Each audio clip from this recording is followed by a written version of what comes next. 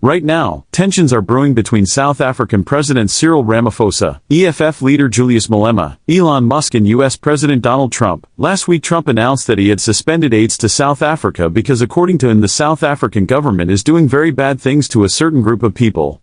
This group of people he was referring to is the white minority group in South Africa. Since this announcement, many have speculated that the richest man in the world, who is also a very close ally of Trump, is the one instigating Trump to punish South Africa. Recently, the South African President Cyril Ramaphosa made a very interesting call to Elon Musk. Meanwhile, the leader of South African EFF Julius Malema has also been dragged into the conflict. But what exactly is going on? Let's find out. Mr. President, you said that you were going to cut aids from South Africa? Will you plan to cut aids across other African nations, and why South Africa? To my knowledge, it's only South Africa. Terrible things are happening. In South Africa, the leadership is doing some horrible things. So that's under investigation right now. We'll make a determination, and until such time as we find out what South Africa is doing. They're taking away land, they're confiscating land, and actually they're doing things that are perhaps far worse than that. It all started with President Trump's announcement last week in a message published on his Truth Social platform. US President Trump stated, "South Africa is confiscating land and treating certain classes of people very badly. It is a bad situation that the radical left media doesn't want so much as mention. A massive human rights violation at a minimum is happening for all to see later on." Trump added that the leadership and administration of South African President Cyril Ramaphosa are doing some horrible things that are currently being investigated by the US, and until the whole issue is determined, all future funding to South Africa has been put on hold. Trump's statement was in response to the newly approved South African land reform. According to the ANC, the land reform bill is an attempt to correct historical injustice that put private ownership of more than 75% of South African land in the hands of the white minority. The bill is supposed to make it easy for the state to expropriate land in the public interest to address racial disparities in land ownership after apartheid ended in 1994.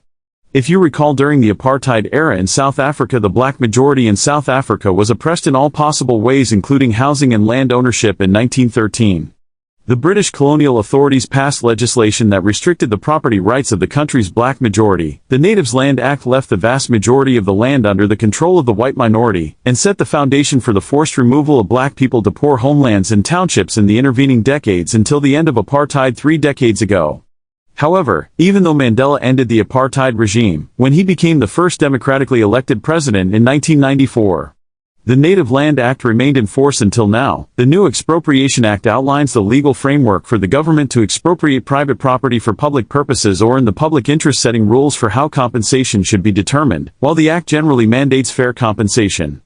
It also allows for certain cases in which no compensation may be paid, provided it is deemed just and reasonable. However, for some reason, which we now know as Elon Musk, Trump decided to meddle in South African affairs. The South African government has newly signed the expropriation law and has not begun to implement it yet. President Trump wrongly told the world that South Africa has confiscated land from some people, even certain groups, such as AFRI Forum in South Africa, have criticized the law and have publicly stated that Trump was wrong in claiming any land had been taken away.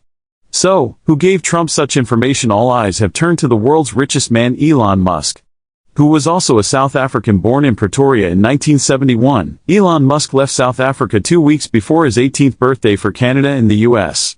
However, Elon Musk has been quite critical of the ANC government. In a tweet this month, Elon Musk attacked Ramaphosa's government, asking, "Why do you have openly racist ownership laws?"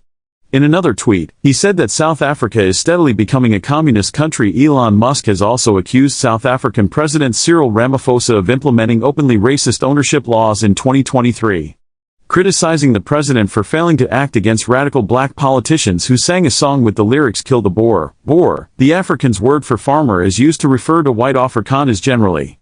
In addition to the land law, Elon Musk has criticized the government's affirmative action policies and has falsely claimed that the killings of some white farmers amount to genocide. The killings have been condemned, but according to experts, they are part of South Africa's appallingly high levels of violent crime, and are generally connected to farm robberies. With this, please remember to subscribe to our channel, like and share.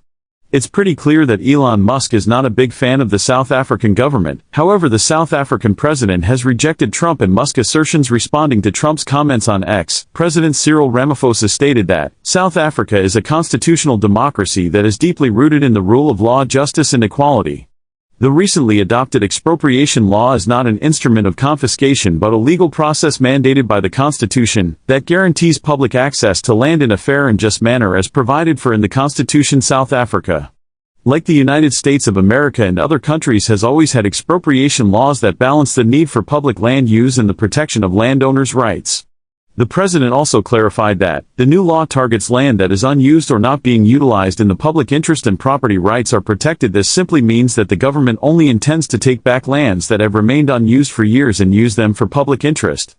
Ramaphosa also added that, except for the AIDS relief program run by the U.S. Agency for International Development (USAID), no other significant funding is provided to South Africa by the United States.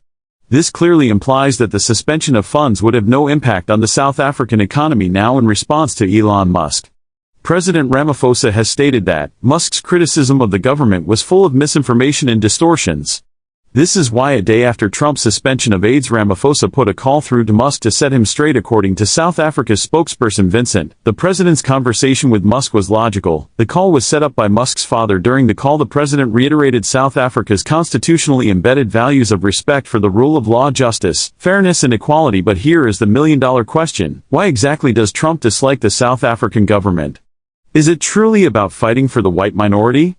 Aside from the fact that Elon Musk has been quite vocal against the government over the years, the recent tension might have just resurfaced as a result of Starlink. Before the Expropriation Act was signed, one of Musk's companies, Starlink, had planned to expand into South Africa. The telecommunication company, which has one of the fastest internet connections, has been deployed to several countries in Africa. However, it has faced a significant roadblock in South Africa as a result of regulatory issues, you see, in a bid to address the historical injustices faced by black South Africans as a result of apartheid. The South African government issued a law that required multinational companies to allocate 30% equity to black ownership. This simply means that any company in South Africa, including foreign companies, is required to have 30% equity for black ownership.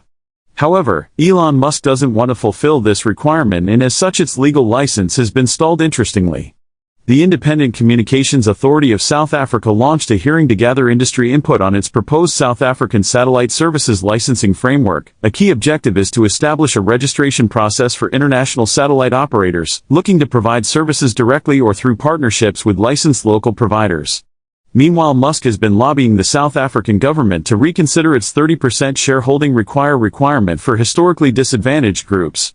However, Starlink has reportedly withdrawn from the hearing at the same time Trump announced the suspension of AIDS. Perhaps when Elon Musk accused South Africa of having openly racist ownership laws, he was referring to South Africa's refusal to heed to his demands to scrap the 30% shareholding requirement.